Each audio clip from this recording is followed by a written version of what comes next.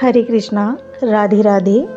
हम सभी साधक वैदेही की आत्मकथा श्रवण कर रहे हैं। भाग 138 गतांग से आगे। मैं वैदेही, त्रिजटा चल। त्रिजटा की माँ शर्मा दौड़ी दौड़ी आई। क्या हुआ माँ, इतनी घबराई हुई क्यों हो? त्रिजटा ने पूछा। मैं भी घबरा गई थी। रावण यज्ञ कर रहा है और उसका यज्ञ अगर सफल हो गया तो वो एक कल्प के लिए अजय हो जाएगा, फिर उसे कोई नहीं मार सकता, शर्मा ने कहा। ओह, त्रिजटा घबराई। मैं भी घबरा रही थी। चल चल त्रिजटा, मेरी एक सेविका ने मुझे ये गुप्त सूचना दी है कि रावण का यज्ञ भंग करने के लिए कुछ विशेष वानर अंगादादी चल पड़े हैं। पर त्रिजटा, उनके साथ तुम्हारे पिताजी नहीं हैं। रावण का गुप्त पूजागृह किसी को नहीं पता। मुझे कहा है कि मैं उन वानर आदियों का मार्गदर्शन करूं, पर मुझ अकेली से कैसे होगा? तू भी चलना। त्रिजटा मेरी ओर मुड़ी। रामप्रिया, तुम सावधान रहना, बस मैं जाकर आती हूँ। मैंने त्रिजटा को गले से लगाया। मैं ठीक हूँ, तुम जाओ। वो दोनों भागे क्योंकि अंगादादी निकल चुके थे रावण का यज्ञ भंग करने के लिए, पर उन सबको वो गुप्त स्थान पता नहीं था। त्रिजटा ने आकर मुझे जो बताया, रामप्रिया, मंदोदरी को भी पता नहीं चलना चाहिए था कि हम लोग श्री राम की सहायता कर रहे हैं। वानर प्रवेश कर चुके थे। मैंने धीरे से जय श्री राम की आवाज़ लगाई।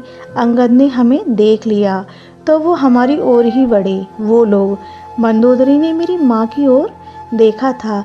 मेरी माँ ने हंसते हुए कहा, उधर की सेना यही नारे लगाती है ना? बड़े ध्यान से हमें देख रही थी मंदोदरी। तभी अंगद आए। वो महल की ओर ही छुपे थे। मेरी माँ ने इशारे से कहा, सामने वाला द्वार। अंगद के पीछे सुग्रीव और नल नील सब दौड़े। एक ही लात से द्वार तोड़ दिया था। रावण यज्ञ कर रहा है। वो अविचलित होकर एकाग्रता से यज्ञ कर रहा है। मंत्र पढ़े जा रहा है। मंदोदरी भागी पूजा गृह की ओर। कुछ अन्य रावण की रानियां भी भागी। रामप्रिया, ये सब देखकर मैं और मेरी माँ भी गईं वहाँ। अंगद केश खींच रहा था रावण के, पर रावण फिर भी विचलित नहीं हुआ, मंत्र पढ़ता ही रहा। सुग्रीव ने एक लात मारी, रावण गिर गया, पर फिर संभल कर यज्ञ करने लगा था। रामप्रिया, सुवरा हाथ से खींचकर तोड़ दिया नल नील ने। यज्ञ कुंड में जल डाल दिया। यज्ञ कुंड जल से ही भर दिया।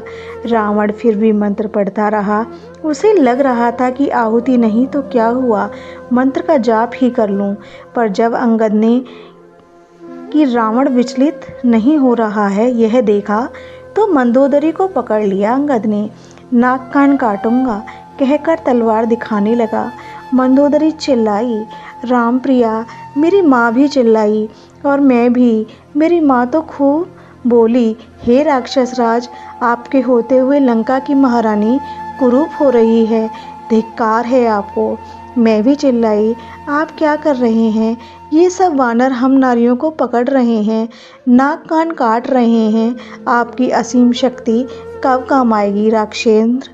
तब रावण उठा, चिल्लाया और इतनी जोर से चिल्लाया कि लंका में भूकंप आ गया हो ऐसा लगा। तब अंगद आदि सब वानर भागे। भागने ही थे, उनका उद्देश्य जो पूरा हो गया था। त्रिजटा के मुख से ये सब सुनकर मैंने पूछा, रावण कहाँ गया फिर? वो समर भूमि गया। वो रथ में बैठकर गया है युद्ध करने।